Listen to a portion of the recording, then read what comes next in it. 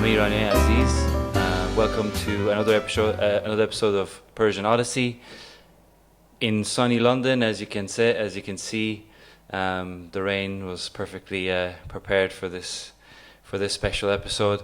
این اپیزود تو فارسی صحبت میکنیم که الان یکم من این راه نرفتم به خاطری که دارم نچرالی حرف میزنم، ولی اپیزود دومیه که فارسی صحبت میکنیم و من فارسیمو باید بهتر کنم. پس پیشنت شما و گست عزیزمون رو واقعا تشکر میکنم که من آروم آروم سعی میکنم فارسیمو بهتر کنم. این اپیزود خیلی اپیزود اسپشیالی است. چرا؟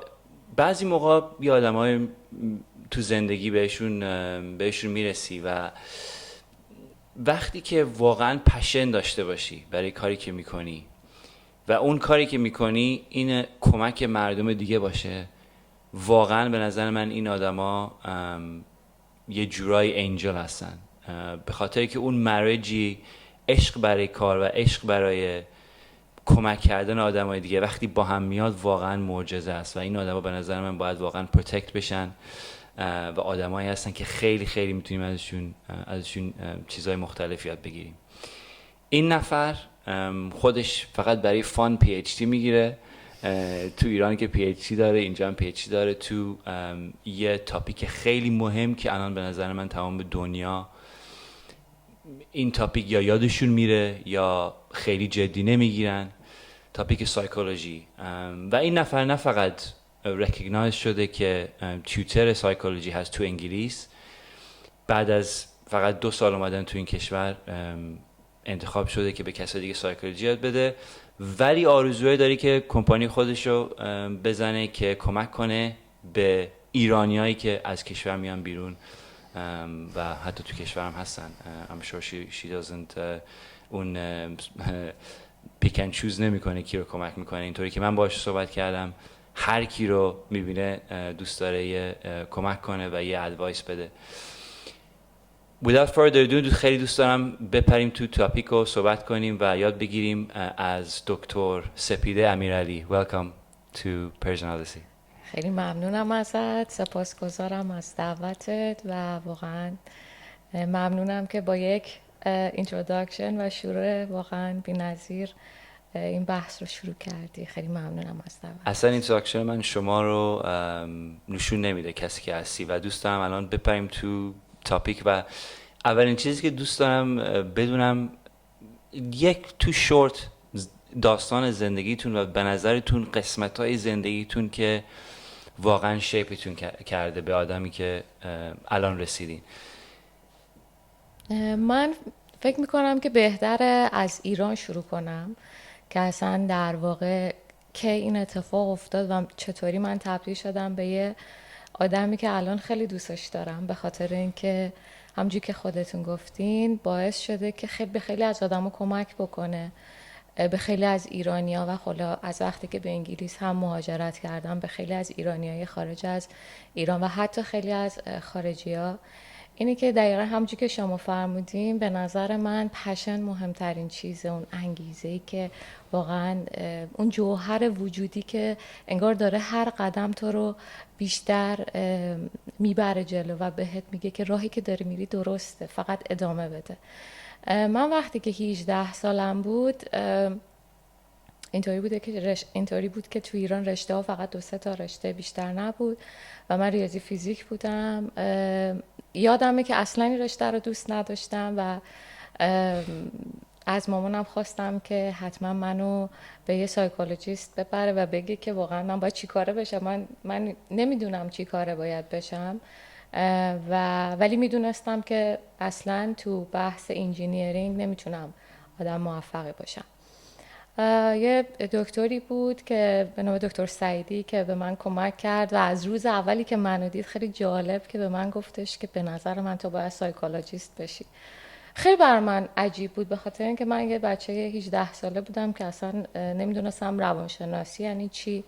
کم منو در واقع با تستایی که گرفت و مسیری که برای اون روشن بود ولی برای من اصلا روشن نبود، در واقع به من کمک کرد که مسیرم رو انگار استارت بزنم وارد دانشگاه که شدم، دانشگاه علامه طباطبایی که ببخشید شدم، اون روز اول بهتون گفت شما باید سایکولوژی بزنید، اصلا یادتون میاد اون روز اول چی بود که مثلا باش صحبت چی بود که به این رسید؟ آره وقتی وارد مطبش شدم خیلی جالب بود که گفتش که کلا خودت میخوای چی کاره بشی؟ گفتم نمیدونم میخوام چی کاره بشم. گفت من بهت یه چیزی میگم، الان حسی که من دارم نسبت به حالا این مشاوره که با هم داریم انجام میدیم، حس من این هستش که تو میتونی روانشناس خوب باشی ولی نیازمند اینه که تو رو در واقع بررسی، یعنی تست و آزمونای مختلفم بگیرم. و چیزی که در من میدید فکر میکنم اون آرامشه بود. البته من خیلی دختر بچه 18 ساله خیلی کوچولی بودم که اصلا نمیدونم واقعا چه در من دید، ولی همینجا واقعا ازش هم سپاسگزارم به خاطر اینکه خیلی این مسیر برای من مسیر کاملا به نظرم درستی بود. فکر میکنم از آرامشی که داشتم یا حالا مدل صحبت کردنم و حالا نمیدونم اون ویژگی ها و فیچرهای سایکولوژیکی که ایشون میدونست و من نمیدونستم و بعد از یه سری تست به من گفتش که به نظر من همون چیزی که من فکر میکردم درسته و تو میتونی یک روانشناس موفقی بشی تو آینده. برای صرفش هم نبوده به خاطر که کامپیتیشن میشین آره براش. دقیقا. خب ببخشید گفتین پس رفتین دانشگاه و شروع کردین. و من دانشگاه علامه طباطبایی رو در واقع انتخاب کردم. اونجا بسیار بسیار روانشناسی بسیار میتونم بگم در سطح بین المللی تدریس میکردن. خیلی هاشون شاگرد فروید یا شاگرد یونگ بودن و خب بسیار بسیار اونا هم یه پشن خاصی داشتن. یکی استادی داشتیم که واقعا اون بیشتر منو موتیویت میکرد که مسیر درستیه و در حقیقت میشه گفت من همیشه کار و روانشناسی همیشه در کنار هم بوده.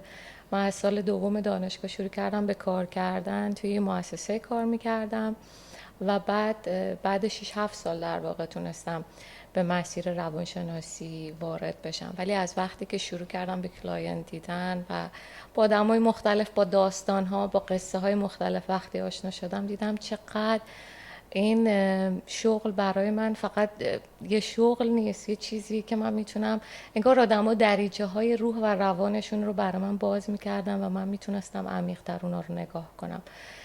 فقط یه شغل نیست، تمام زندگی منه و من بعد از اینکه حالا تو ایران مطب زدم، یه سری ورکشاپ برگزار میکردم، احساس کردم چقدر ما میتونیم روانشناسی چقدر میتونه کمک کننده باشه اگه بهش عشق داشته باشی، اگه دوستش داشته باشی و اگه همیشه پس ذهنت این باشه که بهترین خودتو انجام بدی و کمک کنی. مطمئنا ما هم اشتباه میکنیم، ما هم کامل نیستیم، ما هم انسانیم، ولی تمام سعیمون رو میکنیم که بتونیم شرایط رو طوری فراهم بکنیم که آدمان در واقع شناخت بهتری نسبت به خودشون و شرایطشون داشته باشن.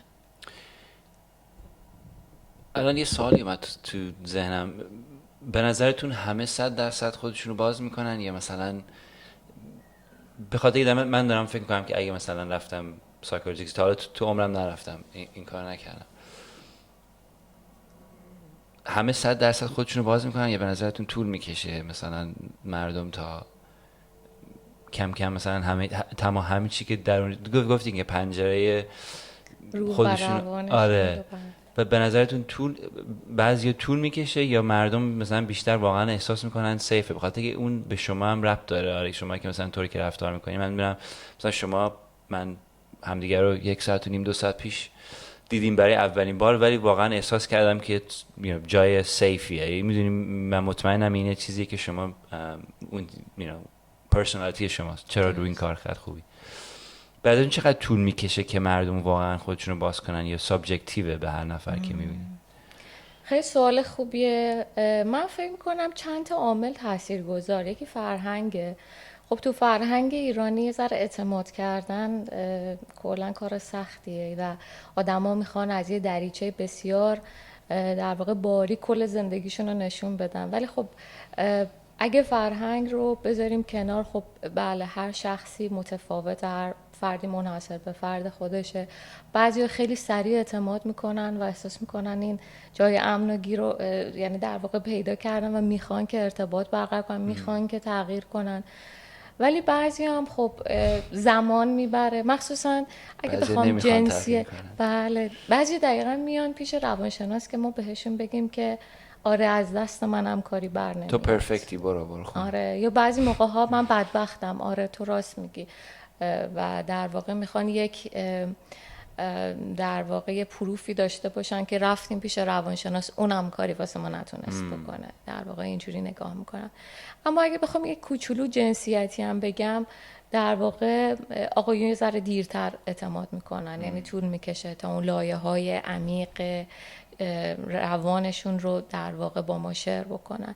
و همونجور که شما فرمودین، آره خیلی بستگی داره به این که روانشناس چطوری خودش اپروچش چجوریه، چطوری میتونه این اعتماد رو ایجاد بکنه. و اولین چیز هم همون اعتماد و اون ارتباط خوبیه که بین روانشناس و کلاینت وجود داره. جالب.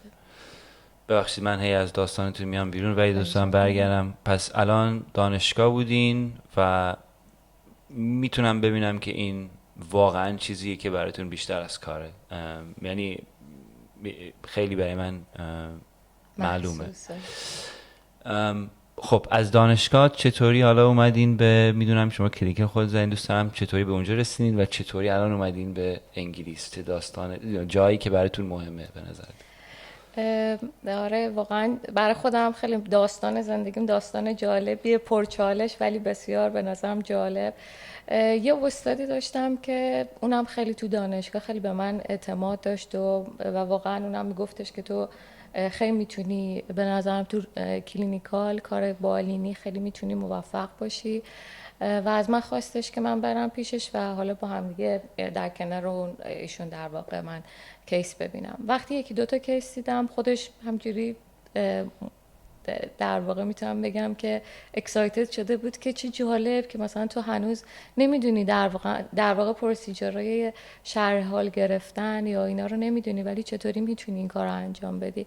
و من احساس کردم واقعا یه چیز درونیه، یعنی یه چیزی نیستش که من واقعا واسهش ترین شده باشم. فکر میکنم خیلی از لایه‌های درون شخصیت خودم میاد. یعنی من فکر میکنم این شغل نیاز داره به این که واقعا در درون خودت یه چیزی داشته باشی برای اینکه بتونی آدم‌ها رو در واقع به یک مسیر دیگه در واقع ببری و رهبری کنی توی اون مسیر. یه قدرت درونی به نظرم نیاز بود و استادم خیلی به من واقعا اعتماد کرد و کم کم کم کم به من گفتش که تو میتونی کلینیک خود مطب خودتو بزنی. خب من دکترا خوندم، پروانه مطب گرفتم، مطب زدم و شروع کردم به کار کردن با بیمارا. خب واقعا هر روز بیشتر به وجد می اومدم از این که میتونم تاثیر خیلی خوبی بذارم. گاهی اوقاتم راستش این راهیه که گاهی اوقاتم ما ناامید میشیم به خاطر اینکه هر اپروچی که هر روی کردی که به کار میبریم بعضی موقع‌ها کارساز نیست و آدم‌ها خب نمیتونن ازش بهره ببرن. یه موقع‌های واقعا ناامید میشدم و از استادان میخواستم که میگفتم من حتما روانشناس خوبی نیستم که نمیتونم. بعد اونا به هم میگفتن که مثلا کلا این کار این خوبیاش رو به درستی متوجه شدی و این هم قسمت‌های معایبیه که این شغل داره و گاهی اوقات ممکنه که ناامید بشی، ولی نگران نباش، تو فقط همینجوری ادامه بده. من یه سری ورکشاپ‌های خودشناسی هم تو ایران برگزار می‌کردم بین 20 تا 30 نفر. اونا هم خیلی بسیار دیگه کارم یه جوری شده بود که ترجیح همین بود که آدم‌های زیادی در واقع از اون حالا متدی که من داشتم استفاده کنن و هم خیلی یه سری بیمارای MS بودن که حالا سری مشکلات داشتن و خب بیماران MS هم تقریبا میشه گفت که تارگت بیماری MS بیشتر جوونا هستن و خب نیاز داشتن که بیشتر ساپورت روانشناسی بشن. به شهرهای مختلف من در واقع سفر میکردم، ورکشاپ برگزار میکردم. اما یه روز یادمه که یه روز وقتی داشتم از سفر اهواز برمیگشتم با خودم گفتم که شاید بهتر باشه که این کاری که داری میکنی رو یه ذره اکسپندش کنی، گسترترش بکنی و شاید بتونی به آدم‌های بیشتری تو این دنیا کمک بکنی. قبلش هم تصمیم واسه مهاجرت داشتم ولی از اون سفر اهواز به نظرم اون تیکه آخر خورد و من دیگه دنبال کاراش بودم که مهاجرت بکنم و خیلی میتونم بگم که توی این مسیر بسیار بسیار تلاش کردم، همون زبان خوندنه و اینکه خودتو آماده کنی برای مهاجرت خودش یک به نظرم پروسه طولانی و بسیار در واقع میشه گفتش که باید خیلی هدفمند باشی و اگر معنای بزرگی پشتش نباشه به نظرم اصلا مهاجرت اصلا گزینه خوبی نیست برای ادامه زندگی. به نظرتون الان همه دوست دارن مهاجرت کنن، خیلی هستن آینده نمیبینن تو ایران. به نظر شما مثلا بگین، حالا 2 تا 3 تا اگه بیشتره دوست دارم بگین، چیزهایی که به نظرتون مردم آماده نمیکنن خودشونو برای مهاجرت، اون مشکلایی که میتونه در بیاد، اون مشکلات چیه که شما تو اکسپریانستون دیدین؟ خیلی سوال خوبیه. چون خیلی از کلاینتایی که دارم این روزا در حقیقت همین افرادی هستن که از ایران مهاجرت کردن یا میخوان مهاجرت کنن یا سالها پیش مهاجرت کردن و یه سری در واقع مشکلاتی هستش که باش در واقع روبرو میشن. به نظر من مهمترین چیز اینه که اصلا برای چی میخوام مهاجرت کنم. آیا برای فرار از موقعیت کنونی دارم در واقع این مسیر رو انتخاب میکنم یا یک معنای هدف بزرگتری پشتش هست؟ اگه فقط برای فرار، خب واقعا فرار از یک از یه منطقه به یه منطقه دیگه ممکنه جغرافیا تغییر بکنه، ولی انقدر چالش های مختلف هست توی مسیر مهاجرت که اونایی که معنایی واسه خودشون ایجاد نکردن و یا چرایی این که من میخوام واقعا برم چی کار بکنم اونجا، چرا باید اصلا یه همچین سفر پرخطری رو در واقع برای خودم در واقع ایجاد بکنم برای که به چی میخوام برسم. به نظر من اگه اهداف کوتاه مدته برای رسیدن به پاسپورت اون کشور یا برای اینکه حالا بریم خارج زندگی بکنیم، یه تجربه اینترنشنال داشته باشیم، یا فقط برای اینه که حالا همه دارن میرن، موج جدیدی تو ایران اتفاق افتاده که همه دارن مهاجرت میکنن، منم عقب نمونم، منم مهاجرت کنم. اگه به این دلایل اگه بخوایم مهاجرت کنیم به نظر من خیلی خیلی کار اشتباهی کردیم، چون مسیر بسیار پرچالشیه و اگه هدف توش هدف بزرگ و معناداری نباشه که خود این هدف هم واسه هر کسی یونیک و اختصاصیه، با هر کسی بدونه که بر اساس قوانینی که تو ذهن من وجود داره، اون شخصیت من، بر اساس شناختی که نسبت به خودم و جامعه‌ای که میخوام برم توش، واقعا این چیه، یعنی واقعا یه شناختی باید نسبت به خودم داشته باشم و اگه معنادار نباشه به نظر من یک شکست بزرگه، چون که نمیتونی سروایو کنی، نمیتونی بقا داشته باشی. به شدت به لحاظ روانشناختی میتونم بگم که مهاجرت آدم به هم میریزه و اگه بخوای به خودت کمک بکنی به نظرم بهتره که قبلش این آمادگی بر خودت ایجاد بکنی، یه شناخت درست نسبت به اینکه واقعا من کی هستم، چرا میخوام این کارو بکنم، آیا فقط فرار به جلوه یا اینکه میخوام که آینده‌ای بهتری داشته باشم، اهداف قوی‌تر و بزرگتری دارم. به نظر من این خیلی مهمه که با چه هدفی به چه سرزمین در واقع مهاجرت میکنی.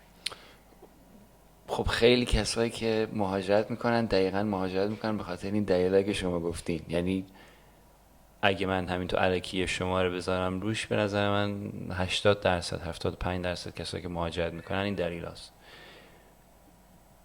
چه مشکلایی میبینین الان تو کسایی که میان اینجا؟ اصلا فکر نمیکنم، به خاطر اینکه وقتی میخوای مهاجرت کنی احساس میکنم که فقط میخوای بری، یعنی اصلا فکر نمیکنی، فقط در مورد یه چیز فکر میکنی، یه جورایی تانل ویژن داری فقط برای رفتن. درست. چه مشکلایی پیش میاد برای کسایی که میبینین الان که این فکر رو نکردن؟ واقعا دلیلش چیه؟ من فکر میکنم که اگه مهمترین چالشی که آدم باهاش روبرو میشه این، خب وقتی تو ایران هستی، تو کشور خودت هستی، یک نوازش های محیطی میگیری، با آدم فارسی صحبت میکنی، همه تو رو میشناسن، حالا مثلا با سوپرمارکتی سر کوچت میتونی واقعا تعامل کنی، و با افراد خانوادت، با دوستت، با حتی حالا یه رهگذری که داری از کنارش رد میشی. ولی وقتی خب میای اینجا تمام این نوازش‌های بیرونی رو در واقع از دست میدی. زبان، حتی اگه خیلی زبان خوبی هم، یعنی زبان انگلیسی یا زبان اون کشورم بلد باشی، میبینی که خیلی متفاوته، نمیتونی ارتباط برقرار کنی و احساس میکنی هی داری تنهاتر میشی، احساس تنهایی شدیدی بهت رو میاره که خب باید اینو یه جوری در واقع بهش رسیدگی بکنی. و خب همه چی متفاوته. یک سرزمین دیگه، من همیشه میگم یک من قبلی باید تو کشورت در واقع از بین بره، یک من قبلی باید بمیره تا به یک من جدید یا ایگو جدید تبدیل بشه. چون اینجا در حقیقت آدم با یه تصور دیگه میاد، الان میرم قراره خیلی بهم خوش بگذره، میای با چالش کار، با چالش زبان، با در واقع حتی خریدی که میخوای بکنی، اون حالا چیزایی که تو ایران میخریدی، محصولاتی که میدیدی اینجا نیست و عادت کردی به اونا، حتی همه اینا میتونه چالش باشه. و به نظرم آدم‌های موفقن تو مسیر مهاجرت که یه کوچولو قبل از اینکه میخوان بیان آمادگی بر خودشون ایجاد بکنن که قرار نیست خیلی بهم اینجا برم از اول بهم خوش بگذره، اتفاقای عجیب و خیلی خفنی قراره برام بیفته، فقط قراره که یک مدل دیگه ای زندگیم رو در واقع شروع کنم. به نظرم باید سویچ آف بکنیم زندگی گذشتمون رو و بخوایم که یک زندگی جدیدی رو با یه تجربه جدید شروع بکنیم. اگه این دیدگاه رو نسبت بهش داشته باشیم و زاویه دیدمون رو تغییر بدیم، به نظر من میتونه یک مهاجرت تبدیل به یک زندگی معنادار باشه. یعنی میتونی شغل خوب پیدا کنی، میتونی با آدمای درست معاشرت کنی. همچنان چالش ها هستن، اما تو بزرگتر از اون چالش ها شدی در واقع. اصلا من نزدیک نیستم به این سابجکت، ولی یه احساسی یعنی یه گس من اینه که اصلا شاید 5% آدمایی هم که میان اینجا این پرپریشن و این طور فکر کردن رو ندارن. یعنی واقعا میان که فکر کنن همه چی عوض میشه و همه چی اوکی میره جلو. فکرشون اینطوری نیست. ما یکم صحبت کردیم در مورد مثلا بایسیز، نمیدونم به فارسی بایسیز چی میشه؟ سوگیری، تعصبات. که مثلا الان به نظرمون مثلا این چیزا کم شده این جنرال، نه فقط تو تاپیک اومدن به اینجا.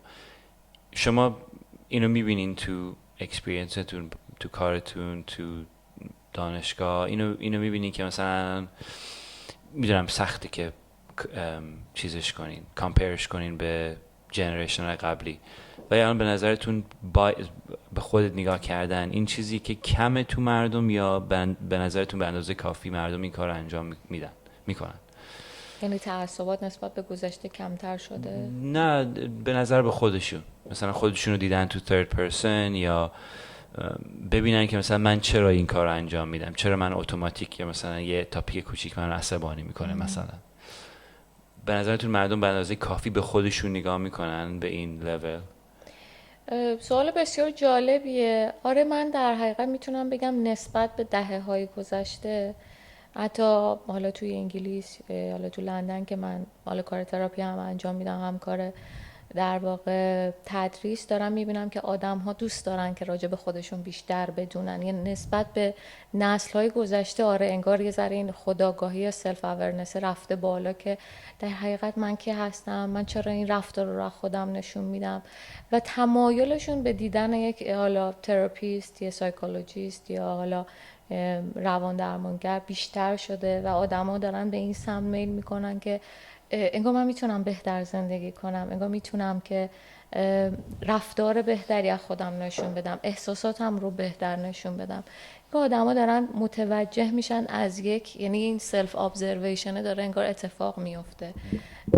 من فکر میکنم سوشال میدیا تا یه حدی کمک کرده به این قضیه، ولی خب از اون طرف هم آدمایی رو میبینیم که خب به صورت زرد دارن در واقع یه چیزایی رو پروموت میکنن توی سوشال میدیا. ولی به نسبت گذشته من دیدگاهم مثبته، یعنی آدم ها بیشتر به سمت این سلف ابزرویشن و اینکه من واقعا کی هستم توی هر شرایطی بیشتر دارن رو میارن. برای من یه موقعی زندگی به نظر من واقعا زندگیم بهتر شد وقتی طرز فکریمو عوض کردم در مورد همه چی، در مورد مثلا پازیتیو بودن و صحبت کردم در مورد کتاب سایکو سایبرنتیکس که باور کن بهترین کتابی که خوندم تو عمرم به نظر من، چیز مجانی، ادورتایزمنت مجانی برای چی اسمش، مکسول یانگ فکر کنم اسم آتورش. به نظر شما طرز فکری تو زندگی چه اثری داره و چطوری میتونیم شروع کنیم که خودمون اسس کنیم؟ میدونم که اونم لیمیت داره و به نظرتون یک طرز فکری به همه چی تو زندگی چه افکتی داره و دو چطوری میتونیم شروع کنیم که با خودمون نگاه کنیم ببینیم طرز فکریمون درسته یا نه؟ درسته. توی کتابم یکی از چیزایی که خیلی در واقع بهش نویسنده پرداخته بود این که ما چطور میتونیم از تعصباتمون کم بکنیم و این خطاهای شناختی و شک کنیم به خودمون. در حقیقت بگیم که شاید این مسیری که دارم میرم مسیر درستی نیست و چطور میتونم این مسیر رو در واقع با شک کردن بهش شاید واقعا اگه بعضی موقع ها ما این تعصباتمون رو کنار بذاریم و شک کنیم شاید مسیر بهتری برامون باشه و حتی بهتر بتونیم مواجه شیم با چالش هایی که در واقع روبرو هستیم. و من فکر میکنم ما چیزی داریم تو روانشناسی به نام خطاهای شناختی یا کاگنیتیو ارورها که به ما کمک میکنه که تمام اون چیزی که به نام شهود در واقع وجود داره و ما فکر میکنیم خب من اینجوری فکر میکنم پس درسته، این رو یه کوچولو میبره زیر سوال که لزوما هر شهودی به معنای درست فکر کردن یا درست بودن نیست. اگه من یه چیزی رو راجع به یه چیزی فکر میکنم یا احساس میکنم این دلیل نمیشه که حتما اون درست باشه. در واقع ما بیشتر من همیشه اینو میگم قبل از تراپی ما توی یک اتوپایلوت سیچویشن هستیم. یعنی در کودکی انگار ما یه هیپنوتیزم میشدیم از سن مثلا از زمانی که به دنیا میایم تا 7 سالگی و بقیه زندگی داریم پترن های اون 7 سال اولیه زندگی رو داریم زندگی میکنیم و در واقع انگار ما انتخاب نمیکنیم. ما در حقیقت میخوایم اون پترن ها رو هی بازسازی کنیم و هی تکرار واسه همینه که داستان های زندگیمون همیشه تکراریه. ولی اگه بخوایم در حقیقت تراپی به ما کمک میکنه توی این مسیر که بتونیم این پترن ها رو شناسایی بکنیم، از اتوپایلوت در بیایم و بگیم که در حقیقت منم که چوز میکنم، منم که انتخاب میکنم به جای اینکه بیفتم توی اون مسیرهای تکراریه که من ازش نمیتونم در بیام. در حقیقت به نظر من شک مهمترین چیزیه که من فکر کنم که اینجوری که من فکر میکنم، همونجوری که شما گفتین کاگنیشن، تفکر، بیلیف، همه چی از اونجا میاد و وقتی کاگنیشنمون رو تغییر میدیم، تفکراتمون رو، شناختمون رو تغییر میدیم، احساسات ما تغییر میکنه، هیجانهای ما تغییر میکنه و خب به طبع اون رفتار هم متناوباً تغییر میکنه و خب این خیلی میتونه در حقیقت کمک کننده باشه توی هر مسیری. به نظر من تو مسیر مهاجرت، تو مسیر خودشناسی، تو مسیر ازدواج، حتی پرنتینگ و در واقع پدر مادر، الگوی خوب پدر مادر بودن. اوکی سپیده جان، actually این من خیلی ایمپرس شدم که شما تو 2 سال تونستی بیا اینجا لکچرر بشی تو ریجنتس کالج. اینو در میارم، این نمیخوایم بگیم کجاست. اوکی. لکچرر شدین تو ریجنتس کالج تو 2 سال. کمپانی خودتون سپی اینسایت رو شروع کردین. خیلی دوست دارم بدونم که چطوری تو 2 سال خودتون رو گذاشتین تو این سیچویشن بعد از اومدن تو کشور که واقعا به نظر من بعد از 2 سال هنوز مردم دارن پاشون رو پیدا میکنن تو این کشور. خودتون الان گذاشتین یه جای قوی که روی یه فاوندیشن قوی که روش بیلد کنین. دوست دارم بدونم که چطوری تو 2 سال این کار انجام دادین و هوپتون برای آینده مثلا سپی اینسایت چیه؟ مرسی. واقعا من فکر میکنم که برای من مهمترین چیز این بودش که من یه آمادگی از قبل برای خودم ایجاد کرده بودم و میدونستم که قرار نیست خیلی بهم خوش بگذره، مخصوصا سال اول، و خب خیلی اتفاقای عجیبی هم افتاد. اگه بخوام صادقانه راجبش صحبت بکنم، اصلا انقدر بالا پایین داشتم که اصلا بعضی موقع فکر میکنم که چطور من پس همه اونا بر اومدم، ولی انگار برای لول آپ شدن نیاز هستش که گاهی اوقات همه چی به هم بریزه، یه طوفانی بیاد و همه چی رو انگار بزنه و نابود کنه. و اگه آدمی باشی که در حقیقت تسلیم نشی، میتونه این مسیر برات در واقع هموارتری باشه. من فکر میکنم در طول زندگی هرگز مسیر واسه من هموار نبوده، خیلی چالش داشتم، ولی چون میدونستم انتخابی که کردم به عنوان یک حالا روانشناس و عشقی که علاقه که به روانشناسی داشتم، فکر میکنم من رو همیشه موتیویتد کرده که برو جلو، حتی اگه قرار باشه که همه چی تو از دست بدی. و اصلا واقعیت تجربه مهاجرت برای من همینجوری اتفاق افتاد، یعنی انگار یک تجربه که همه چی تو از جایی که یه زمانی درست کردی همه چی رو و به یه جایی رسوندی، حالا رها کنی و بیا از اول، از زیر صفر. اول فکر میکردم که من زیر صفرم وقتی برسم اینجا، ولی بعدم فهمیدم که نه، انگار اون ریشه ها در حقیقت ایجاد شده و من قراره الان یک درخت پربارتری رو انگار در واقع داشته باشم. من فکر میکنم سلف کانفیدنس یا اعتماد به نفس خیلی بهم کمک کرده، به خاطر اینکه دومین چیز یعنی سلف کانفیدنس بوده. اولیش عشقی که به روانشناسی داشتم و چون وقتی یه چیزی رو دوست داری، یک پشنی واسش داری، هیجاناتت، افکارت، شهودت و رفتارت توی یک مسیر باشه، به نظر من به اون خواستت میرسی. و من سعی میکردم این 4 المان رو همزمان برای خودم ایجاد بکنم. یه موقع‌های هیجانی که داشتم، هیجاناتم خب همیشه ما توی یک لول نیستیم، هیجاناتم بالا پایین داشت، ولی افکارم سریع میومد میگفتش که ولی تو یک هدف بزرگی داری، فقط به اون فکر کن. اون هدفه این که تو یه روزی یک سایکولوژیست اینترنشنال بشی و یا بتونی با آدم‌های زیادی کمک بکنی. خیلی برای من هدف بزرگ و والایی بود. خیلی موقع‌ها توی این مسیر آدم ناامید میشه و اون چیزی که آدم رو به سمت جلو هدایت میکنه همون پشن، عشق یا موتیویشن است که در واقع تو وجودت انگار یه چیزی داره تو رو به یه سمتی هل میده که خودت هم نمیدونی کجاست و چه مسیری رو قراره در واقع دنبال بکنی، ولی خب اون نیروی هدایتگر درون میدونه تو رو به کجا داره میرسونه. و من همیشه تو تراپی هم همیشه این رو در واقع میخوام که در واقع کلاینت ها به خودشون توجه کنن. ما یک نیروی بسیار قدرتمندی در درونمون داریم که اگه بهش آگاه بشیم و بخوایم که اون هم به ما کمک کنه، خیلی میتونه تو مسیر در واقع هدایتگر باشه. و سومین چیزی که به نظر من خیلی کمک کننده بود برای من این بودش که من سعی میکردم که با حالا نمیدونم با فعالیت خیلی کوچیک، با رفتن به یه موزه، به یه گالری، با یک نمیدونم پیاده روی خیلی کوچیک توی حالا جنگل، که حالا جنگل پارک هر جا که بود، خیلی همینا به من یه حس نیروی زندگی میداد. و البته به کشوری هم که مهاجرت میکنی ربط داره.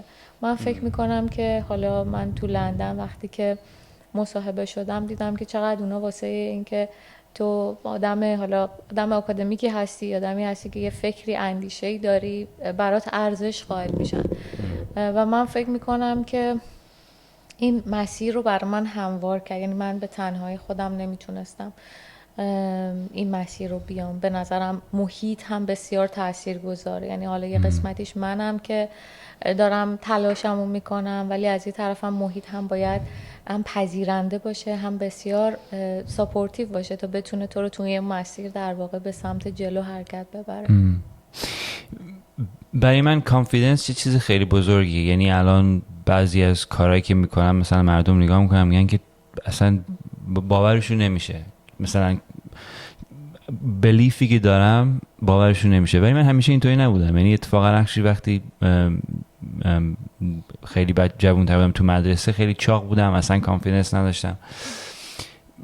برای من کانفیدنس یه جورایی یه جورایی fake it till you make it بود. به نظر من وقتی شروع کردم کار رفتم مثلا همینطوری بدون این که یه جورایی همینطور که الان گفتین بعضی موقع باید راه بریم. مثلا رومی میگه که شروع کن راه برو، بعد راه خودشو نشون میده. برای کسایی که مثلا self confidence مشکل self confidence دارن یا میخوان self confidence شون بالاتر باشه، به نظرتون چطوری میتونن اینو ادرس کنن؟ سوال بسیار جالبیه، به خاطر اینکه در حقیقت تو مسیر مهاجرت ما باید به تکیه کنیم بر توانمندی ها و توانایی های خودمون، چون خودمونیم و خودمون هر چقدر حالا با هر روشی که بیای بعد یه مدتی باید بری اینجا سر کار و بتونی رو خودت در واقع سرمایه گذاری کنی. به نظر من مهمترین سرمایه گذاری روی خود تو مسیر مهاجرت مشخص میشه و سوال بسیار به جاییه، چون اگه اینو بشناسیم تو خودمون ایجادش بکنیم و بدونیم چطور میتونیم اصلا باگمون کجاست و چطور میتونیم این رو در واقع بهبود ببخشیم، خب به نظرم یه قسمتی از مسیر رو رفتیم. من فکر میکنم که البته که ما یک سلف کانفیدنس یا اعتماد به نفس داریم و یک سلف استیم یا عزت نفس. اول بهتره که روی پایه های عزت نفسمون کار بکنیم، چون عزت نفس مثل یک ریشه هایی میمونه که سلف کانفیدنس در واقع میوه اون ریشه ها یا اون درخته. بهترین کار به نظر من اینه که اول بدونیم که من تو چه چیزهای خوب هستم و توی چه چیزهایی در واقع چه توانمندی هایی دارم و چه توانمندی هایی ندارم. خیلی از ماها اعتماد به نفسمون پایینه چون گیر دادیم روی اون قسمت هایی که بلد نیستیم، توانایی نداریم، ناتوانایی های خودمون در واقع. تمرکزمون روی نداشته ها، ناتوانایی ها و اینجور چیز هست. اگه تمرکزمون رو بیاریم بذاریم روی داشته هامون، من چی دارم، توی چه چیزهای خوب هستم. من یه حالا مثالی براتون بزنم. من وقتی که دقیقاً دبستان راهنمای دبیرستان بودم، یه دختر خجالتی بودم، هیچ وقت فکر نمی‌کردم مثلا بتونم حرف بزنم. خیلی صحبت میکردم با همکلاسیان، ولی وقتی معلم ازم یه سوالی میپرسید یک تپش قلب عجیبی میگرفتم و خیلی خجالتی بودم. منم همینطور بودم، ولی نه با معلم، با مثلا دخترها صحبت میکردم این تپش قلبو میگرفتم. آره جالب، یعنی هیچ وقت خودم رو نمیدیدم تو فضایی که بخوام مثلا صحبت کنم. خب سمینار میرفتم واسه 100 نفر آدم صحبت میکنم، یا الان تو دانشگاه خب به زبان انگلیسی دارم در واقع تدریس میکنم روانشناسی رو. برای خودم خیلی جالب بود، به خاطر اینکه من فکر میکنم آنکانشسلی روی چیزهایی که داشتم اونا رو انگار حواسم به اونا بود، حواسم رو چیزایی که نداشتم نبود. یعنی من همیشه در مورد حتی مقاله هایی که خوندم هم همینطور دارم میبینم که ساختن عزت نفس و اعتماد به نفس در واقع اینه که ما اولین راهش، حالا خیلی مسیر یه ذره حرفه‌ای که در واقع بخوایم باز کنیم راجع به عزت نفس و اعتماد به نفس، ولی مهمترین چیز اینه که در واقع من تمرکزم روی داشته ها و راه حل ها باشه تا اینکه نداشته هامون و اینکه ما اصولا هیجان محور رفتار میکنیم. همش مثلا میگیم ناراحت هم کردین رفتارش، ولی نمیخواد به این فکر کنه که خب چه کار باید بکنم که این رفتار منو ناراحت نکنه، یا مثلا چه راه حلی باید به ذهنم برسه. من فکر میکنم تمرکز روی داشته هامون و توانمندی هامون مهمترین اصولیه که میتونه به اعتماد به نفسمون کمک بکنه. آره خیلی جالبه. یه چیزی گفتین الان مثلا در مورد پشن ایرانیا، یه سوال اومد تو فکرم، اینه که 100% اگری میکنم همینطور که گفتین. به نظر من پشن خیلی مهمه. حتی الانم وقتی مثلا من میخوام یه نفر رو بیارم تو کمپانی، حتی اگه سکیلزی چیزی ندارن ولی پشنشون بالا باشه، یعنی هر دفعه، یعنی 10 out of 10 times میرم اون کسی که پشنش قویه. ولی ایرانی‌ها به نظر من یکم پشنشون زیاده و این تو بعضی از سیچویشن ها، مثلا همین اگزمپلی که الان دادین، اینی که مثلا خیلی سریع ناراحت میشیم یا خیلی سریع عصبانی میشیم تو این سیچویشن و به نظر من از جای خوبی میاد ولی بعضی موقع میتونه نگاتیو باشه. این اگری میکنین یا نه؟ آره باهاتون موافقم. ما بیشتر هیجان محور یعنی ایموشن دریون هستیم تا اینکه پرابلم سولورای خوب باشیم. دقیقاً درسته. خیلی کالچورالیه دیگه، فرهنگیه دیگه. خب چطوری میتونیم خودمون رو بهتر کنیم؟ من فکر میکنم زندگی کردن اینجا کلا مایندستمون رو تغییر میده. بعضی از ایران، یعنی ما با حالا گروه های مختلفی از آدم ها اینجا برخورد داریم. بعضی ها واقعا سلف کانفیدنس یا اعتماد به نفسی دارن که اصلا مناسبشون نیست، یعنی اصلا واقعی نیست. سپیده جان، در مورد سپی اینسایت کمپانی که میدونم خیلی تو فکرش هستی، میدونم که این چیزی است که 100% شب تا صبح در موردش فکر میکنین. دوست دارم بدونم که الان موقعیتش چیه و واقعا هوپتون چیه و برای دوستانی که دارن نگاه میکنن چطوری میتونه سپی اینسایت در آینده کمکشون کنه؟ ایده هوپ اینسایت چیزی بودش که من تو ایران خیلی بهش فکر میکردم و یه کوچولو هم راجبش، یعنی یه کوچولو پروموتش هم کردم، ولی فکر میکردم چون هدفم مهاجرت بود و دیگه افتاده بودم تو مسیر مهاجرت، یه ذره کمتر به اون پرداختم. ولی وقتی اومدم اینجا در حقیقت دوباره شروع کردم با آدمای مختلف صحبت کردن که چطور میتونیم در حقیقت این رو به صورت حالا بین المللی راه اندازی بکنیم.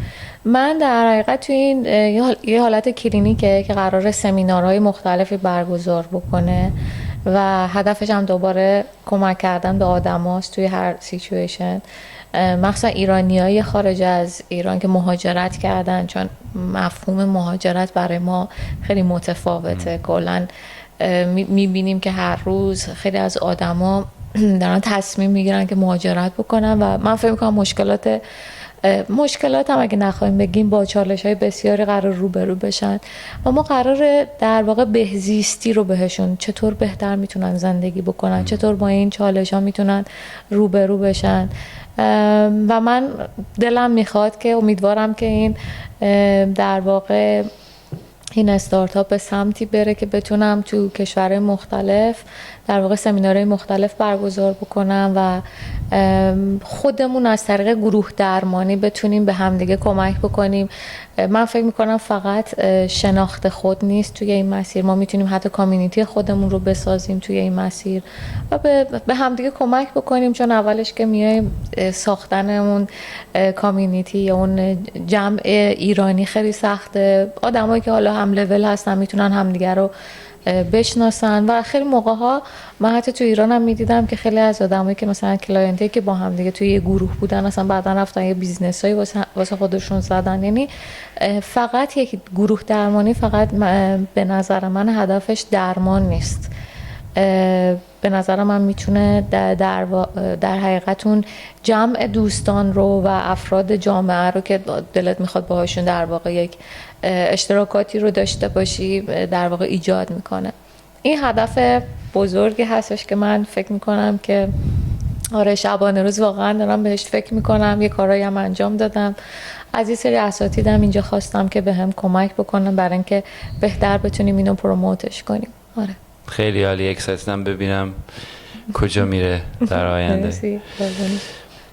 سپیدان یکم دوست دارم در مورد شما بدونم. همیشه این سوالو میپرسم، دوست دارم غذای ایرانی فیوریت چیه و از همه دوست دارم بپرسم کله پاچه دوست داری یا نه؟ خاطر که اصلا ایرانی نیست کله پاچه دوست دارم. باره خیلی جالبه. غذای من که واقعا عاشق غذاهای ایرانی ام و واقعا لذت میبرم. به هر جا هم حالا هر مهمونی که میگیرم، هر کاری که میکنم سعی میکنم غذای ایرانی رو بیشتر پرزنت کنم، چون فکر میکنم که اینجا واقعا غذای ایرانی محجور افتاده، دور افتاده و آدمون نمیدونن چقدر میتونه خوشمزه باشه. من خیلی تهچین و قرمه سبزی دوست دارم. منم تهچین خیلی دوست دارم. یعنی آره واقعا یه تهچین رو خیلی دوست دارم و قرمه سبزی و بله کله پاچه هم خیلی دوست دارم. به نظرتون فرق ایرانی‌ها با کالچرهای دیگه کیه؟ الان میدونم شما 2 سال اینجا اینا دارین میبینین دیفرنس مثلا ایرانی‌ها، انگلیسی‌ها و کسای دیگه اینجا هستن. به نظرتون ایرانی‌ها چه فرقی میکنن؟ یعنی اگه میتونستین انگشت بذارین توی چیزی چیه؟ من واقعیتش از وقتی که اومدم اینجا بیشتر به فرهنگ خودم در واقع بالیدم، به خاطر اینکه واقعا ما فرهنگ عمیق و واقعا درستی داریم. یعنی میتونم بگم که خیلی ایرانی بودن واقعا به خاطر زبانی که داریم، به خاطر گذشته و هیستوری که داریم به نظر من خیلی کم چیزی نیست. یعنی همین که شما بتونی اشعار مولانا رو، حافظ رو، سعدی رو به زبان خودش بخونی، خب خیلی به نظر من زیباست. یه روز یادمه یکی از استادان به هم گفتش که من یه کتابی بهت میخوام بدم، این کتاب خیلی زندگی منو تحت تاثیر قرار داده. وقتی کتاب رو به هم داد بازش کردم، دیدم که تمام خیلی از اشعار، یعنی کلا اشعار خیام و مولانا. بهش گفتم آره این دوتا شاعر ایرانی هستن و گفتش که این میتونم بگم یکی از کتابایی که کل زندگی منو تغییر داده. اون روی کردی که واقعا خیام به زندگی داره، اون هستی شناسی و پرداختن به موضوع مرگ و انقدر براش این جالب بود. بعد وقتی به من گفتم آره این دوتا شاعر ایرانی هستن و من فارسیشو میخونم و خوندم خیلی از اشعارشونو، و گفت من تنها باری که شاید به تو حسادت کردم، برای اینکه به یه آدمی حسادت کردم، برای اینکه اگه من میتونستم میدونم که وقتی ترجمه میشه شعر دیگه اون معنای واقعیشو ممکنه از دست بده و چقدر خوشبختی که به زبان فارسی میتونی اینا رو بخونی و مفاهیم عمیق رو باهاشون آشنا بشی. خب خیلی به نظر من واو، این واقعا این کالچر ایرانی رو کپچر کرد تو یه سنتنس. و فکر میکنم غذامون هم همینطوره.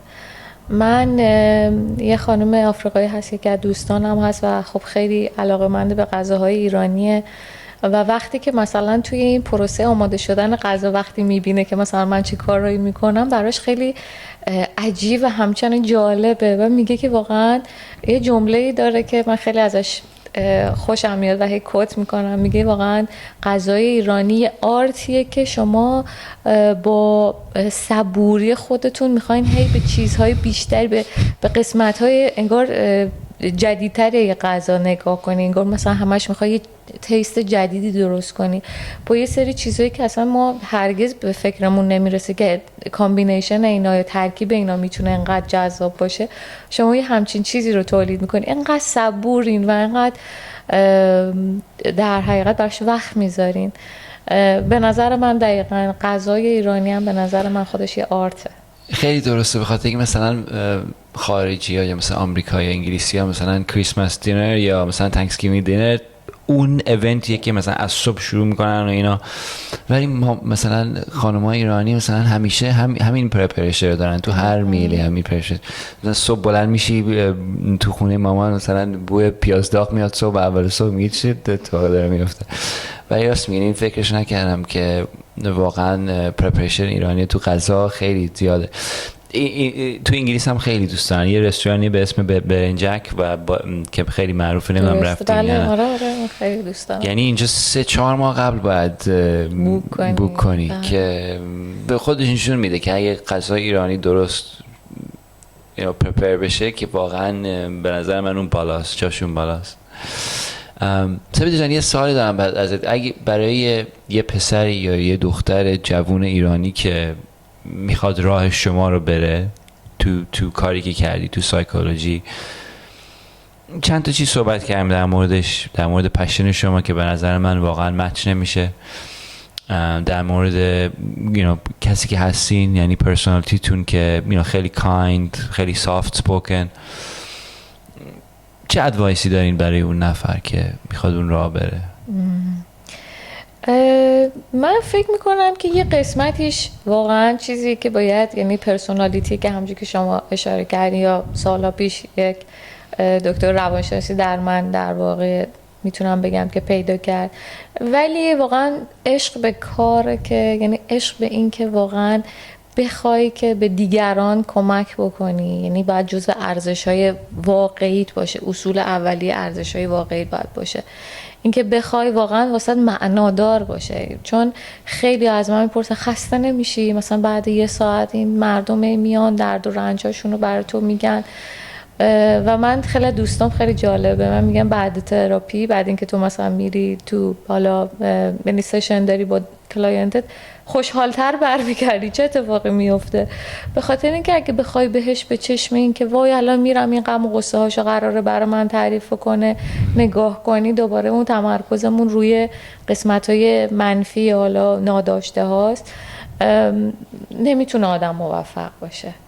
من فکر میکنم مهمترین چیز اینه که مهمترین اصل برای اینکه یک روانشناس به نظرم خوب بشی، البته من فاصله دارم با روانشناس خوب بودن، ولی توی این مسیر باشی، به نظرم این که از زیر پوست اون فرد زندگی رو نگاه کنی، ببینی او بودن چه شکلیه، چطور میتونم پام رو بذارم تو جای کفش طرف مقابلم، جای کفش کلاینتم و ببینم چجوری اون داره زندگی رو نگاه میکنه، درک درستی از اون آدم داشته باشی.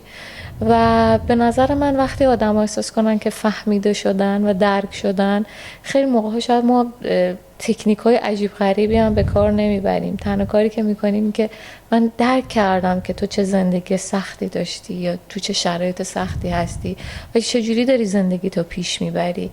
من فکر کنم این همدلی هم خیلی خیلی کارسازه و به نظر من مهمترین اصل همون عشق و پشنیه که باید در درونت وجود داشته باشه و تو بهش به این ندای جواب مثبت بدی و خودت رو بندازی توی این مسیر که من میتونم تاثیر آدم، یعنی تو زندگی آدم ها تاثیر بسیار خوبی بذارم، میتونم زندگیشون رو، زاویه دیدشون رو به زندگی تغییر بدم و خب خیلی چیزا قراره تو زندگیشون، یعنی اتفاقای خوب قراره بعد از این بیفته. من فکر میکنم مهمترین چیز اینه که اول فیچرهای پرسونالیتی و کاراکتر رو داشته باشی و بعدش خوندن کتاب ها و گاهی اوقات من فکر میکنم که فقط خوندن تئوری واقعا کمک کننده نیست. اینکه تو بتونی پرکتیکال کلاینت های مختلف ببینی، تو کلینیکال خب خیلی آدم بیشتر تمام اون بک‌گراند رو میبینه، تمام اون تئوری ها رو میبینه و آره من فکر میکنم که این خیلی میتونه کمک کننده باشه. آره به نظر من این تو همه کار مهمه که تو تئوری گیر نکنی یه جورایی، بخاطر که بعضی کسا میبینی مثلا 1000 تا کتاب میخونن ولی مثلا با یه نفر نمیتونن صحبت کنن، نمیتونن کانکشن داشته باشن. برای من این خیلی مهمه. تو کار بیزنس که اصلا میتونید 300 سال درس بخونی اگه یه سال اکسپریانس نداری، بخاطر میتونم ریلیت کنم به این.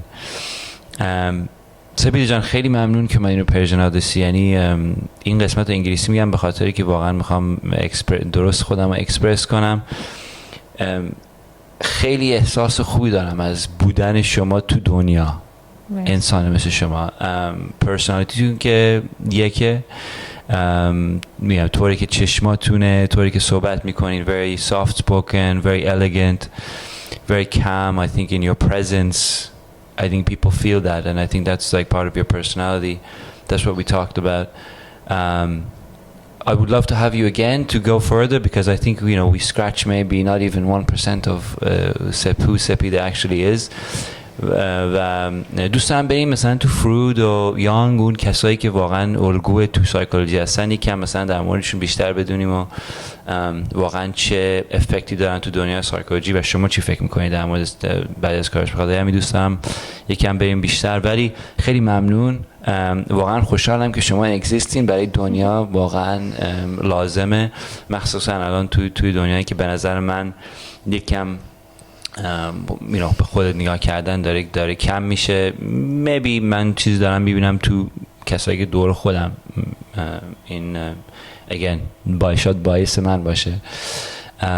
ولی خیلی ممنون که اومدین، خیلی ممنون برای حضورتون و خیلی ممنون برای پشنتون که مطمئنم تو عمرتون خیلی آدما رو کمک میکنین، خیلی ایرانی‌ها رو کمک میکنین و من اینفورمیشنتون رو میذارم و اگه کسی واقعا میتونه از کانکت شدن با شما کمک بگیره، واقعا اونا رو ادوایس میکنم که کانکت بشین با شما.